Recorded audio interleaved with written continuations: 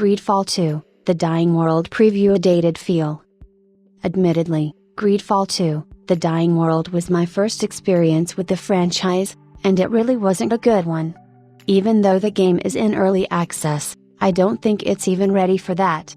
Within the first 30 minutes of the game, I was immediately aware of how janky this game was and how dated it felt despite being developed and released for a modern audience. Admittedly, after seeing the main menu, I was hopeful and thought that the game had a lot of potential, as it's very aesthetically pleasing. However, my feelings were in the wrong place. I got into the opening cutscene, which then took me into character creation, and I was hugely disappointed. The character creation was severely lacking, with the only options that mattered to change being the hair. The several face presets that were available didn't offer much variation, and most of them had no attractive qualities. There was only one face preset that I found remotely tolerable with the wild, untamed curls I used. It has been confirmed GH. Face sliders will be added in the future, which is at least an upcoming benefit to making pretty characters in the game. Overall, the character creation is severely lacking, and the physics of the hair reminded me of that from The Sims 3. It had a chunky choppiness to it and didn't really provide much realism.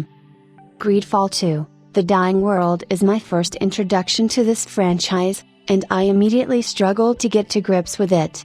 Perhaps if I had used a controller, I would not have struggled as much, but this was really tricky. While there were tutorials given to you, it didn't really feel as if they were beneficial in any way whatsoever.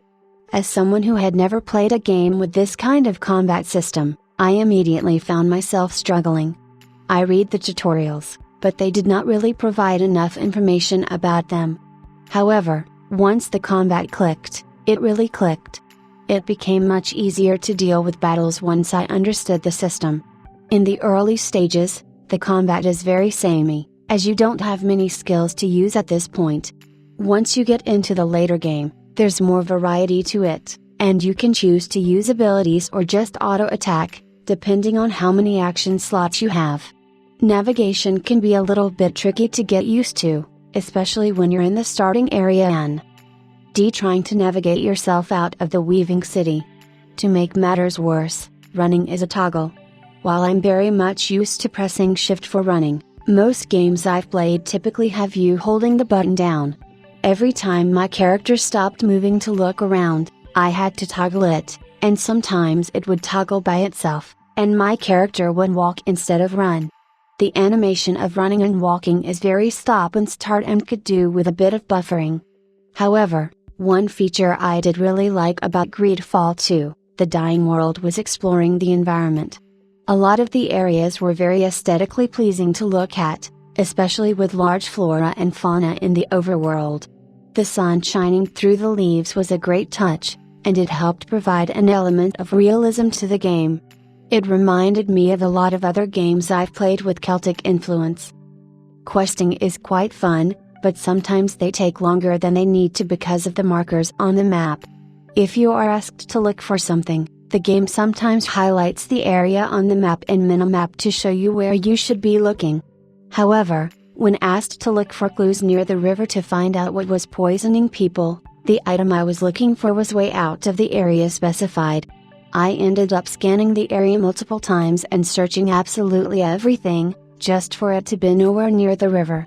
While exploration is a lot of fun, and there are items to be grabbed along the way, the transition between opening a door and stepping into a new area needs some work. Of course, at this point, I am fully aware the game is at the beginning of its early access, and the team is already working diligently on adding fixes and making the game a smoother experience for all. Still, I couldn't help but laugh, noticing how doors would lose all graphical fidelity when opening them, and you and your party would clip through the doors into a blinding light if you stepped outside. Overall, I had a lot of fun with GreedFall 2, The Dying World, and I'm eager to see what improvements are made during the early access period. However, in its current state, I don't think I'll be playing it much more. It needs a lot of improvements.